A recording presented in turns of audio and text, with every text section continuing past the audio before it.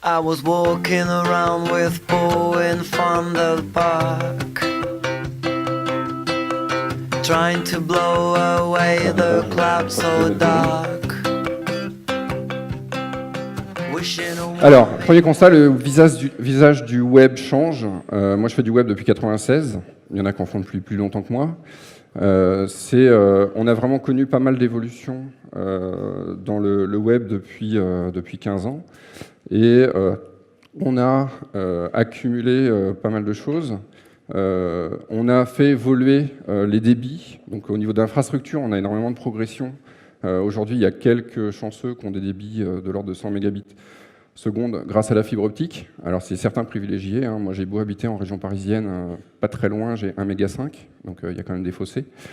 Mais du coup, avec ces débits, on a eu tendance à alourdir nos pages, à rajouter du contenu, rajouter des images, rajouter de la vidéo avec plein d'éléments, le multimédia, rajouter du poids de chaque élément, mais aussi multiplier les éléments qu'on met dans les pages, faire des pages qui font 3 km de long. Je ne sais pas si vous connaissez la page d'accueil du site 20 minutes, par exemple, du journal du même nom. Ça doit être la page la plus longue en France d'un site média. Et donc, ils ont des grosses problématiques, évidemment, de performance. Leur objectif, c'est que les gens voient des pages le plus possible pour voir de la pub, puisque c'est comme ça qu'ils se financent, c'est un magazine gratuit. Derrière, ils ont de l'infrastructure à payer, et donc ils ont des problématiques à ce niveau-là. Donc, progression du poids des pages, du nombre d'objets, et on va voir que ça pose des problèmes. Malheureusement, en plus, les apparences sont trompeuses, on a des débits qui augmentent, mais on a des usages qui changent, et on ne tire pas forcément profit de ces augmentations de performance et de bande passante dans notre usage principal du web, qui est la navigation. L'amélioration de la bande passante, ça va servir à tout ce qui est multimédia, diffusion de flux audio, vidéo. On passe de la télé HD maintenant sur les réseaux. Par contre, on constate, en faisant des études techniques, que si on navigue de page en page sur le web, on exploite rarement plus de 1 méga, 1,5 méga en fait, de cette bande passante. Donc si on alourdit nos pages, on va avoir un impact, même si on n'a que des utilisateurs qui ont de la fibre optique, en fait, ils n'exploiteront pas du tout l'intégralité de leur fibre. Autre sujet important qui a un impact très fort sur le sujet des performances, c'est la mobilité, puisqu'on s'est habitué à des débits de plus en plus importants à domicile, en entreprise, et on se met depuis quelques années à naviguer sur des terminaux mobiles, en Edge, en 3G quand on a de la chance.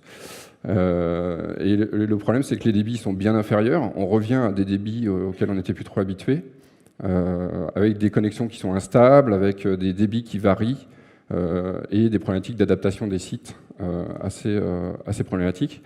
Et en plus, on a alourdi nos pages, donc on a augmenté la charge de travail qu'on donne aux navigateurs pour interpréter des CSS, du JavaScript, des choses comme ça. Et les navigateurs qui sont embarqués dans les terminaux mobiles, ils n'ont que les puissances des terminaux mobiles pour fonctionner, donc c'est inférieur à un ordinateur traditionnel. Donc on a aussi des impacts à ce niveau-là. On peut avoir l'affichage qui se fige parce qu'il y a un traitement JavaScript ou un truc comme ça, alors que ça ne serait pas le cas sur un terminal classique. Donc effectivement, comme le disait Yves, le grand constat, je pense qu'on le fait tous, c'est l'utilisateur n'aime pas attendre. Un autre que je fais souvent, plutôt en termes d'UX de manière générale, c'est l'utilisateur est feignant. Il faut qu'il en fasse le moins possible pour arriver à son but. Et donc notamment attendre, ça lui plaît pas trop. Aujourd'hui, alors c'est une étude d'Akamai, je ne sais pas si tout le monde connaît Akamai. Ça vous parle, non? C'est, pour ceux qui ne connaissent pas, c'est un opérateur, en fait, ce qu'on appelle un CDN, un Content Delivery Network, qui va permettre d'apporter, j'en reparlerai un peu, mais d'apporter le contenu de vos sites au plus près de vos utilisateurs pour qu'ils aient le moins d'attente possible. Et ils ont fait une étude sur des sites uniquement e-commerce, hein, donc là c'est assez ciblé, et 47%, donc disons la moitié des utilisateurs de sites e-commerce veulent obtenir les pages du site en moins de 2 secondes. C'est 2 fois moins qu'en 2006, donc ça progresse vite, et 4 fois moins qu'en 99. Donc on voit vraiment que nos attentes d'utilisateurs par rapport à la performance évoluent, parce qu'on s'habitue à notre confort, et du coup on est habitué à ces vitesses-là, et quand on prend notre terminal mobile, on aimerait bien avoir les mêmes vitesses. quand on est à l'hôtel des orateurs à Nîmes, on aimerait bien avoir les mêmes vitesses, sauf que le Wi-Fi hier était mort. Donc c'est très frustrant quand la page met 10 secondes à arriver, alors qu'il y a 10 ans, 10 secondes, ouais, on obtient la page, on est content, quoi. Donc la performance devient un élément de satisfaction et donc d'expérience utilisateur de plus en plus prédominant. Une expérience qui a été faite pour Computer Associates à Glasgow, ils ont pris 2 groupes d'utilisateurs et ils leur ont présenté le même site dans sa version normale, dans une version ralentie. C'est-à-dire ils ont artificiellement ralenti le site. Et ils ont constaté que les gens qui naviguaient sur le site ralenti avaient besoin de 50% de concentration en plus et étaient beaucoup plus agités, stressés. Alors, ils ont fait ça avec des électrocardiogrammes, encéphalogrammes, pardon, et de l'eye tracking. Et ils ont vu que les utilisateurs qui devaient attendre, ils commençaient à regarder un peu partout, même les éléments d'interface du navigateur et non plus le contenu de la page, parce qu'en attendant, ils essayent de s'occuper. Et on risque de les perdre, parce qu'ils vont voir autre chose qui va les intéresser, ils vont partir. Et ils sont stressés parce qu'ils attendent, ils veulent le résultat, et ils pensaient l'avoir en 2 secondes, et puis en fait, il va falloir attendre 5 secondes. C'est l'horreur, c'est la fin, quoi. Donc c'est important. Pour donner des retours un peu plus chiffrés financièrement, différentes études, alors qui ne sont pas toutes très jeunes, mais qui ont un intérêt quand même pédagogique, on va dire. Chez Amazon, ils avaient fait une étude où ils ont constaté, donc avec de l'A/B testing, qu'une augmentation de 100 millisecondes pour obtenir une page leur faisait perdre 1% de chiffre d'affaires. Le chiffre d'affaires d'Amazon, je ne l'ai pas en tête, c'est tellement énorme, de toute façon, ce n'est pas mémorisable. 1%, c'est on en rêve tous, d'accord ? Donc 100 millisecondes, ça paraît vraiment rien, mais ça a un impact direct sur le chiffre d'affaires.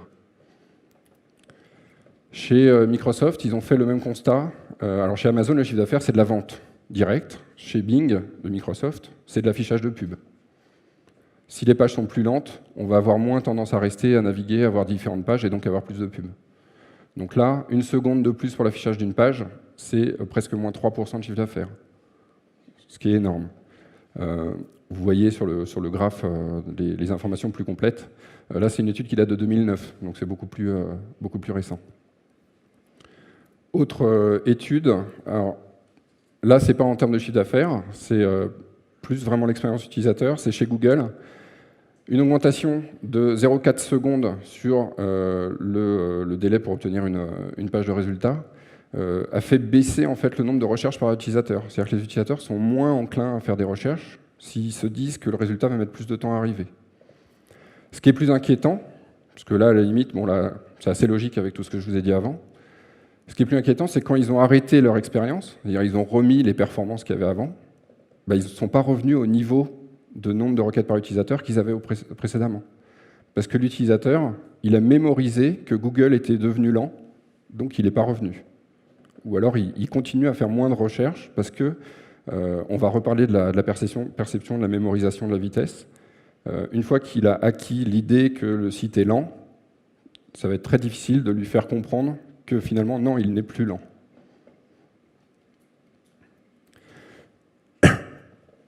Donc justement, le gros problème, enfin un des gros problèmes de la performance, c'est illustré par ce beau petit dessin. Donc où vous voyez évidemment que le A est sur un carré foncé et le B est sur un carré clair. En fait, pas du tout, c'est exactement la même couleur. Le problème, c'est un problème de perception. Illusion d'optique, je reviens. Voilà, c'est exactement la même couleur. Donc ce qui compte, quand on va travailler la performance de notre site, ça ne va pas être la performance brute, technique, qu'on va mesurer avec des chiffres bruts. C'est un peu comme l'analytics qu'on a vu en début d'après-midi. C'est l'interprétation qu'on va pouvoir en faire et surtout l'interprétation de la perception qu'a l'utilisateur de la performance du site. Donc ça va pouvoir se mesurer de différentes manières. Et ce qu'on constate en général, c'est que si on a une performance réelle, que vous voyez en bleu ici, l'utilisateur il espère toujours plus, parce qu'il est très confiant, il sait que vous êtes super, donc il espère toujours mieux. Il perçoit toujours moins bien, alors de l'ordre de 15%, c'est différentes études qui disent ça, donc il perçoit une performance inférieure à celle qu'il y a réellement. Et en plus, ultérieurement, quand il va en parler, ça va être encore pire. D'accord ? Quand on a un mauvais souvenir, ça s'amplifie avec le temps. Je crois que quelqu'un l'a déjà dit ce matin. Donc c'est vraiment, on est vraiment dans ces problématiques de perception, de mémorisation et de retranscription de ces informations de perception, où il n'y a pas d'absolu. Enfin, faudrait pouvoir, sur le site de Google, quand vous faites une recherche, on vous indique le temps qu'a pris la recherche. C'est pour que l'utilisateur ne puisse pas dire que ça a pris plus de temps. D'accord ? C'est en lui montrant le chiffre, on lui montre que c'est rapide, pour qu'il intègre cette information. Parce que savoir que ça a été fait en quelques millièmes de seconde, à la limite, on a le résultat, c'est tout ce qui compte. Bah, c'est juste un intérêt pour la perception. Ce qu'on va obtenir avec un site plus rapide, différentes choses. Les utilisateurs vont revenir, puisqu'on ne les aura pas bloqués, on aura réussi à les maintenir sur le site sans les bloquer par la performance. Ils vont sans doute regarder plus de pages, puisqu'ils vont savoir qu'en allant d'une page à l'autre, ça va être assez rapide, donc ils ne vont pas perdre de temps en naviguant. Donc on va améliorer leur satisfaction. Ça, c'est important pour les taux de transformation, pour taux de conversion, pour qu'ils achètent ou pour qu'ils continuent à utiliser le site si on n'a rien à vendre financièrement, on va dire. Plus de chiffre d'affaires si on vend. Si on s'intéresse à notre performance, on va voir les différentes techniques rapidement permettant d'améliorer la performance. On va pouvoir faire aussi souvent des économies d'infrastructure. Donc on va payer moins cher notre hébergement, notre bande passante et ainsi de suite. Donc ça va être aussi intéressant financièrement. Même si on ne vend rien, on va pouvoir faire des économies. Et un dernier point qui est relativement récent, on va pouvoir être éventuellement, alors c'est infinitésimal, mieux positionné chez Google, qui a intégré dans son algorithme d'indexation la performance des sites. Donc aujourd'hui, il y a 2 sites qui auraient exactement le même positionnement dans Google. S'ils ont des performances différentes, bah ça jouera sur la position de l'un par rapport à l'autre. C'est pas énorme, c'est pas un gros coefficient dans le calcul, mais ça peut compter. Alors on va voir quelques éléments permettant d'apprécier techniquement la performance des sites, en commençant par ce qu'on appelle la cascade, waterfall en anglais. Donc là, je vous montre un exemple avec le site de la Fnac, fnac.fr. Alors j'ai un peu tassé parce que ça rentrait pas dans le slide sinon. On voit cette fameuse cascade. Chaque ligne, c'est une requête faite par le navigateur pour obtenir une ressource.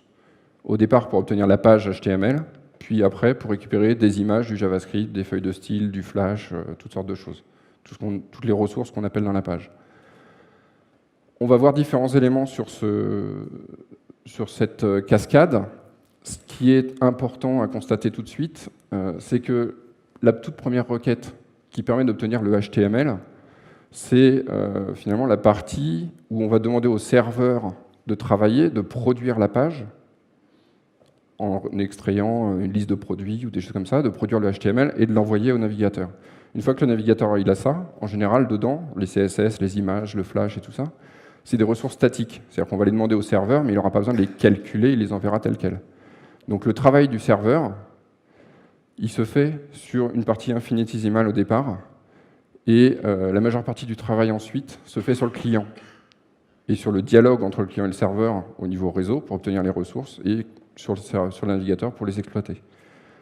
Donc là où on était habitué à travailler depuis les débuts du web, beaucoup sur le serveur, à rajouter du CPU, de la RAM, optimiser nos algorithmes dans nos traitements, mettre du cache, des choses comme ça, du cache applicatif, je veux dire, on se rend compte que finalement on travaillait beaucoup, on investissait beaucoup sur 5% du temps global qu'on impose à l'utilisateur. Donc depuis quelques années, il y a une prise de conscience de ça et on se focalise de plus en plus sur la partie client. Alors il ne faut pas oublier le serveur évidemment, mais on voit qu'on a, et vous allez voir qu'on peut très facilement gagner beaucoup côté client, donc améliorer bien la performance globale, donc l'expérience utilisateur, en travaillant sur les problématiques côté client, et finalement faire assez peu de choses côté serveur. Si on zoome un peu sur cette cascade, donc je l'ai remise là complète, je zoome juste sur le début, on voit un premier élément, je demande Fnac.fr, et quand mon navigateur demande ça au serveur, le serveur lui dit « bah non, désolé, c'est pas Fnac.fr, c'est Fnac.com ». J'ai déjà perdu 150 millisecondes. Juste pour ça. alors que j'aurais pu servir la page. L'utilisateur il a demandé Fnac.fr, soit je lui envoie le site sur Fnac.fr. Il y a différentes problématiques comme ça.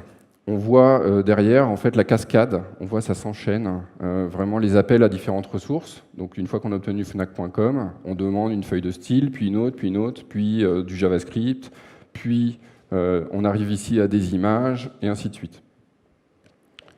Si on détaille un peu chaque élément ici, on a alors 4 éléments principaux. On a d'abord ce qu'on voit en bleu un peu foncé, la partie DNS, c'est-à-dire l'ordinateur, la machine et le navigateur ne savent pas forcément quel est le serveur sur Internet qui correspond à Fnac.com. Je vous ai enlevé le Fnac.fr pour simplifier. Et donc, il va falloir interroger un serveur DNS pour obtenir l'adresse IP de la machine, pouvoir ensuite initialiser la connexion TCP. Et une fois qu'on a initié la connexion TCP, là, on a vraiment le serveur qui sait ce qu'il doit faire. On attend sa réponse, et il commence à envoyer la réponse, et ça prend un certain temps pour obtenir cette réponse. Donc tout ça, c'est la décomposition d'une requête. Ce qu'on peut voir, c'est que par la suite, on n'a pas d'autre requête DNS si on est sur le même domaine, puisque le DNS est lié au domaine.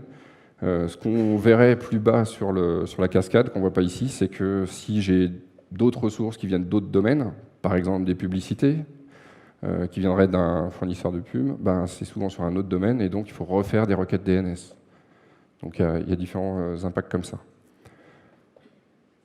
Donc globalement, la décomposition d'une requête, tout ce qui se passe et ce qui explique le temps d'attente de l'utilisateur, c'est requête DNS, établissement de la connexion réseau, envoi de la requête vers le serveur une fois qu'on a ce tuyau qui est ouvert, calcul de la page côté serveur, alors éventuellement en cache pour optimiser, donc tant que c'est du dynamique, envoie de la réponse au client, et le client, une fois qu'il a les ressources, il faut qu'il affiche quelque chose.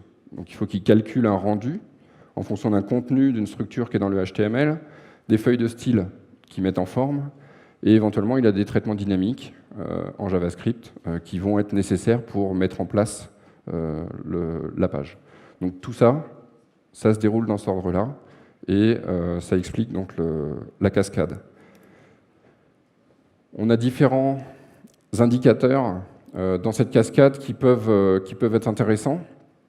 On a un événement qu'on appelle le Start Render, où le navigateur va commencer à remplacer la page blanche ou la page précédente, si on venait d'une autre page, par un début de dessin d'interface de la nouvelle page. C'est là qu'il commence à dessiner. Donc là, on voit sur Fnac, c'est environ 1 seconde 8. Donc on attend 1 seconde 8 devant une page blanche ou devant la page qu'on avait avant. Et il reçoit en fait le document complet, donc tous les éléments directement liés au HTML, au bout de 7 secondes 7. On verra d'autres indicateurs qui sont intéressants. Là, on peut dire, OK, mon objectif, c'est d'avoir la page en moins de 2 secondes. Je suis bon, j'ai 1 seconde 8. Sauf que c'est juste un start render. Il n'a pas fini de dessiner, il a juste commencé. On verra par quoi il commence. Si je fais le parallèle avec Amazon, vous avez un start render à 1 seconde 75, donc c'est à peu près équivalent. Par contre, un document complete à 4 secondes 3, au lieu de 7 secondes 7. Donc déjà, on sait qu'on a le document complet bien plus tôt. Donc il y a des chances pour qu'on ait quelque chose d'exploitable plus tôt. Ce n'est pas forcément vrai, attention. Ça risque des chiffres, c'est des indicateurs. Il faut derrière analyser et voir ce qu'il en est vraiment. Donc on va les comparer, les mettre côte à côte, charger dans chacun en fait la page d'accueil et voir ce que ça donne. C'est pas moi qui fais le bruit. 6 secondes 9, j'ai déjà toute la page Amazon. Je peux faire ce que je veux dedans. Je suis l'utilisateur, je peux scroller, je peux cliquer, je peux voir ce qu'il y a. 13 secondes 6 sur Fnac.fr. On a vu le start render est quasiment le même. 1 seconde 7, 1 seconde 8. Par contre, on voit que le délai avant lequel l'utilisateur va avoir pleinement la main sur la page et tout bien chargé est très important. Si je la rejoue, est-ce qu'il veut bien la rejouer? Voilà. Regardez bien ce qui se dessine. Sur Amazon, on voit tout de suite tout. Sur Fnac, on attend. Il y a des choses qui sont dessinées, mais on ne voit pas trop ce que c'est. Il n'y a pas de couverture de produit, il n'y a pas d'image importante. Et poum, il faut attendre 12 secondes pour avoir tout à coup toutes les images qui s'affichent. Sur Amazon, il y a un rendu progressif qui fait qu'on va tout de suite voir des choses intéressantes. Sur Fnac.com, il y a des blocages, il y a des choses qui bloquent le rendu, qui font qu'on va attendre 12 secondes avant d'avoir quelque chose d'utile. Donc l'utilisateur, il attend 12 secondes et non pas les 2 qu'il espère.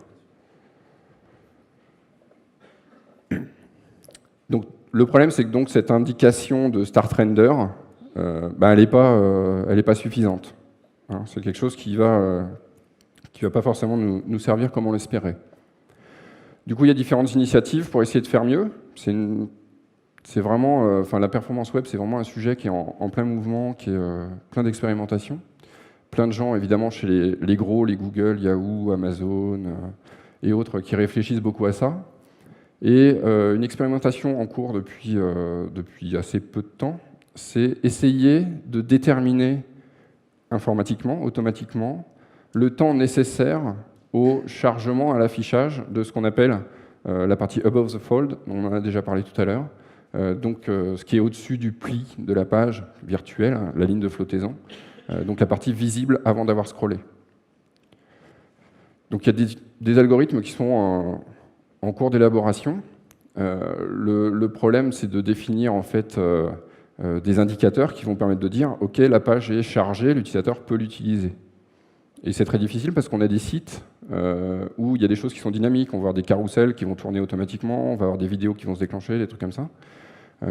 Sachant que le meilleur moyen de savoir que la page est chargée et qu'elle est complète, c'est qu'il n'y a plus de pixels qui changent. Sauf qu'on a par nature des pixels qui changent puisqu'il y a des éléments dynamiques. Donc le tout, c'est de mesurer, de se définir des seuils pour dire si le pixel change très souvent pendant un laps de temps, c'est qu'il va probablement continuer à changer, c'est une vidéo, c'est un flash, c'est un truc comme ça. Par contre, s'il change très peu, on va dire c'est un pixel fixe, il ne bougera plus. Et donc une fois que tous les pixels fixes sont obtenus, on considère que c'est le temps d'affichage. C'est de l'expérimentation, il ne faut vraiment jamais prendre ça au premier degré. Il y a parfois ce qu'on appelle l'AFT, Above the Fold Time, supérieur au temps global de chargement de la page, parce que l'algorithme n'est pas bon. Donc c'est vraiment quelque chose qui est en cours d'élaboration, qui serait intéressant si on arrivait à vraiment le faire. Donc faire très attention. Autre élément intéressant pour les performances, c'est un effort de standardisation auprès du W3C, de travaux qui ont été faits par Microsoft et Google, sur une instrumentation intégrée au navigateur, c'est-à-dire que le navigateur puisse donner de l'information à JavaScript sur différentes étapes de chargement de la page, donc toutes les étapes qu'on a vues avec le DNS, la connexion réseau, début de chargement, fin de chargement et tout ça. Pour l'instant, ce n'est pas du tout outillé, pas standard, donc il y a un effort de standardisation en cours, et on a de la chance, le Working Draft est sorti il y a 2 jours, donc c'est vraiment, ça avance très très vite, sous l'impulsion de Google et Microsoft. Et vu qu'ils sont déjà 2 acteurs dessus et qu'il faut 2 implémentations pour qu'une recommandation devienne ensuite implémentée plus généralement, c'est vraiment quelque chose, un sujet qui bouge vite. Une problématique qu'on a aussi avec cette étude de performance, jusqu'à présent, ce que je vous ai montré comme cascade, c'est des cascades qui considèrent que le navigateur n'a rien en cache. Vous savez que dans votre navigateur, il y a un cache qui fait que si vous avez déjà une ressource, une image, un JS, un CSS, des trucs comme ça, et qu'il est toujours valide, vous n'allez pas le retélécharger quand vous naviguez sur un site. Les cascades que je vous ai montrées, c'est considérant le cache vide. Les utilisateurs, quand ils vont arriver sur le site, si vous avez la chance qu'ils ne repartent pas tout de suite, ils vont voir plusieurs pages. Au bout d'un moment, leur cache sera rempli avec toutes les ressources. S'il revient surtout sur la même page, on pourra essayer de calculer le temps d'affichage de la page avec cache. Pardon, j'ai pas avancé. Donc sans cache, c'est la première visite. Donc c'est important d'optimiser ça pour éviter les rebonds pour cause de performance faible. D'accord ? Puisqu'il y a énormément de rebonds sur... alors soit c'est le contenu qui ne plaît pas, on repart, mais si c'est la performance... On demande un site. Imaginons, on fait une recherche dans Google, on prend le premier résultat parce qu'on sait que c'est toujours pertinent, on arrive, on attend 5 secondes, on a toujours une page blanche, on s'en va. On va chercher le deuxième résultat dans Google. Dommage, on était bien positionné, mais on a perdu le prospect, on va dire, parce qu'on n'était pas performant. Donc faire attention à ça, optimiser ce chargement sans cache. Par contre, il faut aussi faire attention aux utilisateurs qui reviennent, donc optimiser aussi cette performance avec cache, et surtout, bien voir ce qui se passe quand le cache est partiel. C'est-à-dire il faut observer en cours de navigation, dans mes pages, par exemple, je vais avoir le logo du site que j'ai sur toutes les pages, donc une fois que j'en ai vu une, il sera dans le cache pour toutes. Par contre, il y a d'autres ressources qui vont être sur certaines pages, mais pas d'autres, et ainsi de suite. Donc en cours de navigation, on va remplir petit à petit le cache. Donc il n'y a pas juste un instant T où on optimise, il faut regarder au cours d'une navigation standard comment optimiser tout ça et charger petit à petit le cache pour jouer sur les performances globales. Alors on va voir quelques outils qui permettent d'apprécier la performance, de la mesurer, d'essayer de quantifier. On a différents outils, donc vérification de la cascade, comment la dessiner pour voir quelles sont les mesures. Des outils qui vont essayer de faire automatiquement des audits en fait, de respect de bonnes pratiques qui ont été définis par différents acteurs, et puis des outils d'optimisation. Comme toujours, c'est vraiment que des outils, c'est des indicateurs, c'est des aides. Ça reste un domaine où il faut être plein de bon sens et tenir compte de sa propre perception pour voir quelles sont les vraies performances. Un outil incontournable, webpagetest.org, c'est un outil en ligne qui va permettre d'obtenir la cascade, notamment. On saisit l'URL. Ce qui est intéressant, c'est qu'il y a des serveurs un peu partout dans le monde qui permettent donc de tester mon site franco-français où j'ai qu'un public français, je vais le tester depuis un navigateur qui est à Paris. On a la chance d'avoir deux serveurs de test en France, à Paris. Mais si j'ai un site international, je vais faire des tests depuis les États-Unis, depuis l'Asie, depuis l'Europe, et ainsi de suite, et puis confronter tout ça. Parce que sur les parties réseau, latence, DNS et tout ça, ça peut avoir un impact, la distance, en fait, entre le serveur où est le site et l'utilisateur. Ensuite, on a aussi le choix entre différents navigateurs. Donc ça va de IE6 à IE9. Il y a Chrome qui est en cours d'ajout. Parce que les différents navigateurs ne se comportent pas de la même manière pour toutes ces problématiques de performance. Et alors dans les Advanced Settings, qu'on n'utilise pas forcément tout le temps, on va pouvoir choisir le débit réseau côté client pour simuler un accès ADSL ou un accès RTC ou autre. On va pouvoir faire plusieurs tests pour faire des moyennes ou choisir les meilleurs résultats. Et un autre qu'on ne voit pas sur la copie d'écran, qui est intéressant, on va pouvoir enregistrer une vidéo du rendu progressif. Ce que je vous ai montré tout à l'heure avec Snack et Amazon, je l'ai obtenu avec cet outil-là. Donc il peut enregistrer en fait les séquences d'images, il va me prendre une copie d'écran toutes les 0,5 secondes, ou on peut régler, et il va être capable d'en produire une vidéo. Et vous avez bien vu visuellement, comparé à Amazon et Fnac, c'est très parlant. Donc là, on arrive à avoir des choses intéressantes.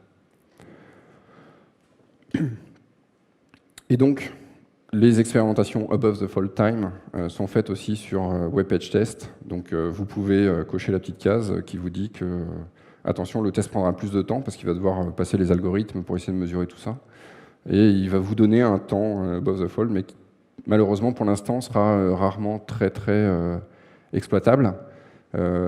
À ce sujet-là, attention aussi, le above the fold time, pour l'instant, l'algorithme, il se contente d'essayer de déterminer quand l'interface est complètement dessinée, au-dessus de la ligne de flottaison, mais ça ne veut pas forcément dire que l'utilisateur a la main sur le site. On peut avoir mis du code JavaScript lourd ou d'autres choses qui se produisent en dessous de la ligne de flottaison, qui vont bloquer le navigateur, qui vont bloquer les interactions. On va se retrouver avec le sablier ou le ballon de plage suivant les OS, et ce sera complètement dessiné, mais on ne pourra rien faire. Donc on pourra lire, on pourra voir les images, mais on ne pourra pas cliquer sur des boutons, des liens et autres. Donc ce n'est pas forcément intéressant non plus. Donc ça, c'est l'outil en ligne vraiment phare. C'est issu d'un projet AOL, en fait, au départ, qui a été mis en open source, qui a été repris par différents acteurs. Et vous pouvez donc l'installer aussi chez vous. Il y a un wiki qui explique et tout ça. C'est de l'open source. Ensuite, on a les outils intégrés au navigateur. Donc, dans tous les navigateurs aujourd'hui, y compris Opera, que je n'ai pas mis là, Karl le sait, je l'ai prévenu, on a des outils qui permettent de voir différentes choses suivant les navigateurs, c'est plus ou moins complet. IE et Chrome, alors IE à partir de la version 9 et Chrome sont les plus avancés puisque c'est eux qui ont travaillé sur la Web Timing API. Mais on a des choses assez complètes dans WebKit, donc Safari, et repris aussi dans Chrome partiellement. Firebug avec Firefox, sachant que Firefox va travailler sur ses propres outils. Dans Opera, c'est Dragonfly. Donc on a des outils qui viennent un peu partout et ça commence à se standardiser, à s'uniformiser. Donc on a un outillage qui devient assez complet pour tester avec ses propres outils directement les performances. On a des extensions ensuite des navigateurs, donc, notamment qui sont nés d'abord comme extension Firefox, notamment Wiselo de Yahoo, donc chez Yahoo, ils ont un groupe qui s'appelle Exceptional Performance. Donc c'est vraiment, ils sont vraiment axés performance. Il faut que leur page d'accueil, même si elle est super pleine, comme on a dit tout à l'heure, pour que les publics asiatiques soient contents, il faut qu'elle s'affiche très vite. Et du coup, ils ont des groupes de travail focalisés là-dessus, et ils en ont retiré un certain nombre de bonnes pratiques permettant d'obtenir de bonnes performances. Et ils ont fait un outil qui essaye de regarder automatiquement sur votre site, pour telle page, telle bonne pratique, est-ce qu'elle est appliquée, oui, non, et ainsi de suite. Et ça donne une note. Donc là, le test, je ne sais plus sur quel site, Voyage SNCF, voilà, je l'avais noté. Il est grade C, donc le meilleur, c'est grade A. Et on voit pour chacune des bonnes pratiques, ça va de A à F. Donc F, c'est pas bien du tout. A, c'est très bien. Donc il y a un certain nombre de choses. Il y a 23 critères. Et ça donne des recommandations. Et en les appliquant un peu intelligemment, on peut vraiment facilement améliorer ses performances. Il y a un équivalent chez Google qui s'appelle PageSpeed, qui fait à peu près la même chose, avec d'autres recommandations. C'est complémentaire, c'est pas trop antinomique, heureusement. Donc c'est pareil, ça donne une note, ça donne des recommandations d'amélioration. Alors ça va parfois trop loin, c'est-à-dire que mettre en œuvre les recommandations qu'ils font va être complexe, immaintenable, coûteux et ainsi de suite, et pour un gain qui finalement sera minime. Donc c'est comme tout, on va facilement gagner 80% sur les performances brutes sans rien optimiser, et les 20 derniers pourcents vont coûter de plus en plus cher au fur et à mesure qu'on avance. Donc il faut faire attention aussi à tendre vers de bonnes performances, mais pas forcément essayer d'obtenir le A ou le 100 sur les différents outils. Depuis peu, PageSpeed est aussi disponible en ligne. Donc, quel que soit le navigateur qu'on utilise, du coup, on peut aller directement renseigner l'URL dans l'outil et il fera exactement les mêmes recommandations. Donc, c'est assez pratique. Là, c'est sur le site WebUX. Il n'y a que 3 recommandations de haute priorité, donc c'est plutôt positif. Il y a une note donc, de... C'est 68 ou 88 ? 68. C'est bon. Le site a été fait en 2 heures, donc bravo, c'est un score honorable. Le nouveau site, je précise. On a aussi des outils maintenant intégrés aux outils Webmaster de Google, donc où on retrouve pas mal de choses pour optimiser son site, notamment pour Google, évidemment. Et vu qu'ils intègrent aujourd'hui la performance dans leur algorithme, ils sont sympas, ils fournissent une vue sur les performances qu'ils mesurent, eux, sur votre site. Donc, voilà, lent, rapide, il y a 1 seconde 5, c'est la limite entre lent et rapide. Donc, ils vous montrent l'évolution en fait, des performances de votre site. Il y a plein d'autres outils, beaucoup de nouvelles choses qui se créent, de boîtes, de start-up qui se montent là-dessus. Des outils qui vont se contenter d'agréger des résultats d'autres. Par exemple, on prend GTmetrix, il fait un PageSpeed, il fait un Wiselo, et puis il vous donne les 2 notes, il met ça ensemble. Pareil chez IOTA. À IOTA, ils font en plus, j'ai pas encore pu tester, mais ils font le lien entre ces tests de performance et Google Analytics. Donc vous allez pouvoir croiser vos données en fait, de visite, de rebond et tout ça avec vos performances. Donc c'est assez intéressant, a priori, une fois de plus, je n'ai pas testé. Il y a des outils libres comme Showslow qui font aussi du PageSpeed, Wiselo et qui agrègent tout ça. Ensuite, on a les outils d'optimisation. Les outils d'optimisation, c'est vous. Enfin, c'est les développeurs, vous n'êtes pas tous développeurs. Il n'y en a même peut-être pas beaucoup. Architectes, développeurs, tous ceux qui vont concevoir les applications, leur architecture logicielle et développer vont avoir des choses à faire pour optimiser les performances. C'est très artisanal encore. Comme je vous l'ai dit, c'est un terrain mouvant, ça bouge beaucoup, il y a beaucoup de choses à voir. Donc c'est vraiment de l'artisanat. On regarde, ok, on prend Wiselow, on prend Google Speed, on voit ce que ça nous dit, puis on dit ok, ça je fais pas. On priorise, on trouve des outils pour améliorer et puis on met en œuvre, tant bien que mal. La difficulté, c'est d'industrialiser, donc de reproduire ça à l'infini. Il y a juste, je vais passer rapidement 2 initiatives. Google, Mode PageSpeed, qui est un module pour Apache. Et il y a un outil à peu près similaire chez Microsoft qui s'appelle Doloto. C'est 2 outils qui ont pour objectif d'essayer de faire ça automatiquement. C'est-à-dire qu'ils vont essayer d'analyser votre code, d'analyser la façon dont les utilisateurs naviguent sur le site, pour essayer de faire des optimisations tout seul. Il y a des effets de bord, il faut faire attention à respecter certaines choses dans la façon dont on développe pour que ça ne casse pas notre site. Donc il faut faire attention. Une fois qu'on a tout ce qu'il nous faut, on se met au travail. Donc on retrousse nos manches, on s'y met et on va voir rapidement, on va rentrer un peu plus dans la technique, voir des pistes d'optimisation. Il me reste un quart d'heure. Question comprise, je suppose. Donc très rapidement, des grandes pistes d'optimisation. On a vu la cascade de Fnac.com qui contient je ne sais plus combien d'éléments, enfin c'est faramineux. Pour gagner du temps, on va éviter les 150 millisecondes perdues au début avec une redirection. On va éviter de faire des erreurs 404 dans les ressources liées, c'est-à-dire qu'on pointe sur une image dans son HTML, mais elle n'existe pas, donc pas de bol, c'est pas l'image qui était peut-être toute petite qu'on récupère, mais la page d'erreur 404 qui, elle, est lourde. Donc on fait une requête inutile vers une ressource qui n'existe pas, et en plus on se récupère un flux réseau qui est énorme. On va éviter de faire des liens vers des ressources qu'on n'utilise finalement pas aussi, éviter de charger des choses inutiles. On va essayer de réduire la latence, c'est-à-dire le temps vraiment initial en fait, de connexion, c'est-à-dire la poignée de main entre l'utilisateur, entre le client et le serveur.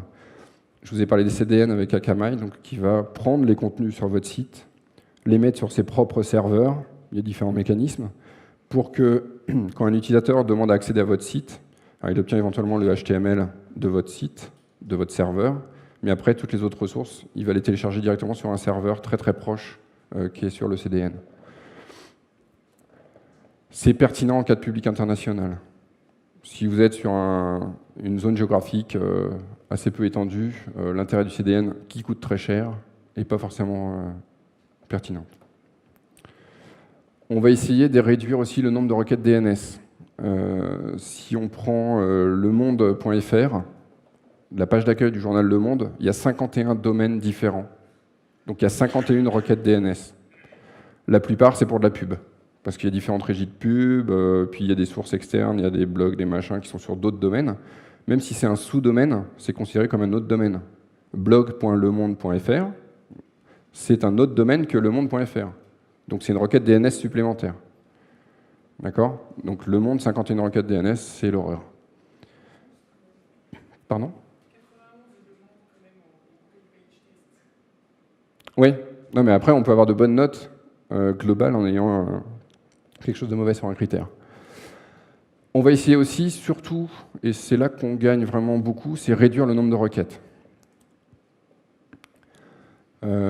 Si on prend Amazon, donc là il y a une redirection, c'est pas bien, on perd presque 200 millisecondes. Si on demande juste Amazon.fr, on redirige vers www.amazon.fr. Ensuite, on obtient le HTML, et puis ensuite, on a réduit vraiment au strict minimum les images à obtenir. Donc, on va travailler sur le cache du navigateur, c'est-à-dire que le côté serveur, on va dire, quand on va envoyer une image, par exemple, au navigateur, on va lui dire, cette image, tu la gardes une semaine, tu ne me la redemandes pas. D'accord? Si on te demande d'afficher une page qui contient cette image, tu ne me redemandes pas l'image. Tu ne me demandes même pas si j'en ai une nouvelle version. Tu la gardes 7 jours. Voilà, donc c'est vraiment quand le navigateur il va regarder dans son cache, ok, j'ai encore la ressource, elle est encore valable, donc je ne la demande pas. Ça fait une requête en moins. Donc il y a beaucoup de choses à faire là-dessus. Pour réduire le nombre de requêtes, on va aussi concaténer, donc rassembler les sources de même nature. Là, on a 6 fichiers JavaScript, on va les mettre tous dans un seul. Ça fera une requête au lieu de 6. Elle sera plus grosse, mais on n'aura qu'une fois la partie dialogue réseau, et puis on l'obtiendra plus facilement. En plus, compresser un unique gros fichier, ça va permettre de gagner plus que si on les compresse tous individuellement. Après, faut voir, est-ce qu'on a ces 6 là sur toutes les pages ou pas, donc il y a des choses à faire, mais on va pouvoir continuer à rassembler des choses au niveau des images, notamment tout ce qui va être, pas les images de contenu, mais plutôt des images d'interface, des boutons, des choses comme ça. On va les rassembler dans ce qu'on appelle les sprites. C'est des technologies techniques plutôt que technologiques, qui sont issues des jeux vidéo 8 bits qu'on avait il y a 15-20 ans, où on avait une seule planche d'images, et pour l'affichage à l'écran, on disait je veux afficher telle portion de mon image à telle position, et voilà. Ce qui fait qu'on n'avait qu'une image chargée en mémoire, plutôt que de devoir charger à la volée à chaque fois une image, à chaque fois qu'on avait besoin de l'afficher. C'est exactement la même chose, ça utilise des propriétés CSS, et on va pouvoir, donc, par exemple chez Amazon, ça c'est une unique image qui permet d'afficher dans l'interface tous ces boutons. Attention, ça peut poser des problèmes d'accessibilité. C'est Laurent Denis qui m'a dit ça la semaine dernière, donc je l'ai mis, comme ça il ne me tapera pas. Ça utilise des techniques en fait, où on met les images en fond d'éléments, et on a des problèmes d'alternatives quand on désactive les images ou les couleurs dans le navigateur. Pas forcément avec les synthèses vocales ou autres, mais avec certains modes d'utilisation des navigateurs, où on désactive les couleurs et images de fond. Donc faut faire attention. Réduire le nombre de requêtes, passer tout de suite au slide suivant. Voilà, donc c'était des techniques un peu hardcore que je ne vous présente pas. Vous reviendrez dessus si vous voulez sur SlideShare. C'est des choses un peu plus pointues, mais à ne pas faire tout de suite. Réduire ensuite le poids des requêtes. On voit sur les cascades, la partie bleue qui est au bout, elle est fonction évidemment de la bande passante et puis du poids de la ressource qu'on télécharge. Si on arrive à réduire le poids, on va diminuer cette partie bleue. Et juste en activant la compression, quelque chose qui se fait très facilement, on va pouvoir gagner de 50 à 80% sur le poids des ressources. Donc on va vraiment avoir un gain intéressant. Sur les ressources, alors surtout JavaScript et CSS, beaucoup moins couramment sur HTML, mais ça se fait. Supprimer tout ce qui est inutile au navigateur. Les commentaires HTML, ils sont utiles pour les développeurs, pour ceux qui veulent voir dans le code de la page pourquoi c'est comme ça, et ainsi de suite. C'est pas du tout utile pour le navigateur, il les ignore. Pourquoi lui envoyer? Vous regardez le code source de la page d'accueil de Google, vous avez tout qui est bout à bout, il n'y a aucun retour chariot, pas de commentaires, tout est en une seule ligne. Donc ça va permettre de gagner un petit peu aussi.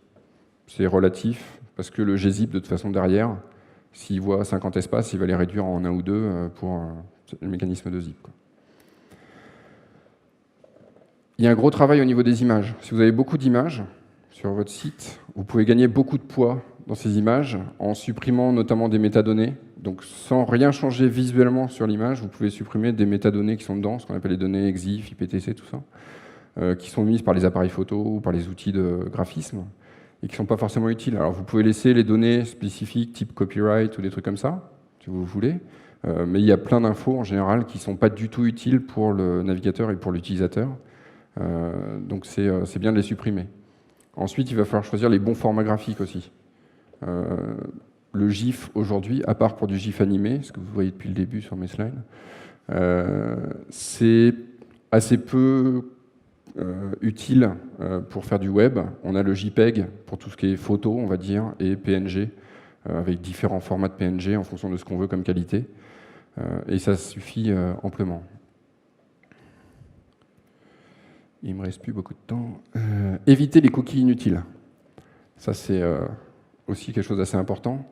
Quand vous allez sur un site, que vous avez fait un choix, ou vous avez eu une pub, ou les machins et tout ça, le serveur il vous envoie des cookies dans votre navigateur, et à chaque fois que vous appelez le même domaine pour une requête, donc y compris si toutes vos images, JS, CSS et tout ça sont sur le même domaine, votre navigateur, à chaque requête, il renvoie les cookies. D'accord? Donc si vous avez, je sais pas, 100, 150 ressources, et que le cookie, vous n'en avez besoin que pour la partie HTML, c'est là qu'on en a besoin en général, vous allez envoyer 150 fois vos cookies, alors qu'ils sont utiles qu'une fois. Donc tout ça, ça encombre le réseau, ça alourdit les requêtes. Donc en général, ce qu'on essaie de faire, c'est d'avoir un autre domaine, ou un sous-domaine, depuis lequel on va servir tout ce qui est ressources statiques, images, CSS, JS, Comme ça, quand le navigateur interrogera ce sous-domaine ou cet autre domaine, ben, il n'enverra aucun cookie si on ne lui en a jamais posé. Je crois que c'est ma dernière technique intéressante, c'est répartir sur plusieurs domaines, ce qu'on appelle le domain sharing en anglais. C'est alors, c'est de moins en moins utile. En fait, dans la spécification HTTP 1.1, il y avait ça disait que les navigateurs pouvaient exécuter 2 requêtes simultanément vers un même domaine. Après, on peut, les différents navigateurs en fait sont passés outre, ont progressé et on est aujourd'hui plutôt à 6 à 8 requêtes simultanées pour un même domaine. Mais par contre, là, il y a une limite plus grande pour du multidomaine, de l'ordre de 30, 35 suivant les navigateurs. Donc aujourd'hui, il n'y a plus que IE6, IE7 qui ont des parts de marché infinitésimales, sauf si on n'a pas de chance et qu'on est dans une boîte, grosse boîte qui a encore que ça. Mais donc pour la plupart des navigateurs, on peut faire 6-8 requêtes simultanément sur le même domaine. Donc on va répartir sur 2-3 domaines maximum nos différentes ressources pour monter jusqu'à 3 x 8, 24 requêtes simultanées pour tasser finalement la cascade. Plutôt que d'attendre d'avoir fait 2 téléchargements ou 6 ou 8 pour faire les suivants, ben on va en faire beaucoup plus en parallèle, donc le temps global va se réduire. Donc on va par exemple passer de ça à ça, donc 2 par 2, on passe à 4 par 4, juste en ayant un deuxième domaine. Il faut les répartir intelligemment, évidemment, les ressources sur les différents domaines. Sachant qu'à chaque fois qu'on rajoute un domaine, on rajoute une requête DNS. Donc il ne faut pas aller à trop de domaines non plus. Donc il faut arbitrer sur ça. Aujourd'hui, le consensus, il est entre 2 et 4 domaines suivant les ressources qu'on sert. Ensuite, optimiser le rendu, je vais passer vite. Ça va être envoyer les bonnes données, les bons CSS, les bons JS au bon moment pour que l'interface se dessine le plus vite possible, pour que l'utilisateur ait le plus vite possible la main, et essayer de reléguer au plus tard possible, une fois que l'utilisateur fait ce qu'il veut, tout ce dont il n'a pas besoin tout de suite. Faire du lazy loading, donc charger plus tard les photos qui sont tout au bout de la page sur 20 minutes par exemple. On n'en a pas besoin tout de suite. On va donner la main à l'utilisateur le plus vite possible sur le hub of the flow, peut-être un peu plus. Et quand il va scroller, on va lui rajouter le reste du contenu. Sur Amazon, par exemple, vous faites une recherche sur des produits, vous avez la première ligne de résultats avec des vignettes qui est chargée tout de suite, et les autres viennent ensuite. Vous avez la main déjà, et ensuite les autres arrivent. Ils travaillent beaucoup là-dessus. Bon, performance, CSS, JavaScript, donc il faut bien écrire son code. Là, on rentre vraiment dans des considérations très techniques. Et dernier point, faire attention aux ressources externes. Je vous ai parlé du monde avec ses 51 DNS, dont issus beaucoup de pubs. Il y a eu une question tout à l'heure sur l'impact en performance de Google Analytics. Il y a énormément de choses. Donc vous allez, Steve Souders, qui est un des papes, on va dire, des web performance, qui a fait un petit audit de différentes ressources externes qu'on met sur nos pages et qui a mesuré l'impact. C'est vraiment important à connaître. Bien souvent, la page, elle commence à s'afficher, elle se bloque, et c'est une fois qu'on a eu la pub que le reste de la page s'affiche. Les pubs sont parmi les éléments les plus bloquants sur les sites web aujourd'hui. J'essaie de faire vite. Il faut pratiquer pour progresser, comme tout. Il y a eu, fin 2010, un concours international organisé par des Français de performance. Chez Cleverage, on a été dans cette initiative et on a pris contact avec la Fnac, un de nos clients, qui a accepté de jouer le jeu et de fournir une page de test, donc sur la partie enfant, en fait, de son site. Donc ils nous ont donné la page avec toutes ces ressources. Et on a dit, on va faire un concours pour essayer d'améliorer cette page. Donc il y a des retours d'expérience, je vous laisserai découvrir ça. Ce qui est intéressant, c'est voilà la cascade de départ, voilà une des cascades d'arrivée par un des concurrents. Au chargement sans cache. Start Render, on est passé de 2.4 à 1.6, Document Complete de 11 à 1.2. Donc là, on fait énormément de lazy loading. On obtient très vite le document complet et on charge plus tard les choses qui ne nous intéressent pas dès le départ. Voilà, donc il y a énormément d'enseignements là-dedans. Si vous voulez vous intéresser au sujet, il y a un groupe le WebPerf User Group, alors qui se réunit plutôt à Paris, mais vous pouvez lancer l'initiative en province pour ceux qui sont en province. Il y a un groupe sur Digo pour partager aussi tous les bons liens. Donc tout le monde est bienvenu. Il y a un compte Twitter WebPerf FR qui retweet des infos intéressantes publiées par les grands de la performance dans le monde. À vous de jouer. Les illustrations, si vous aimez les gifs animés, vous avez les liens. Voilà.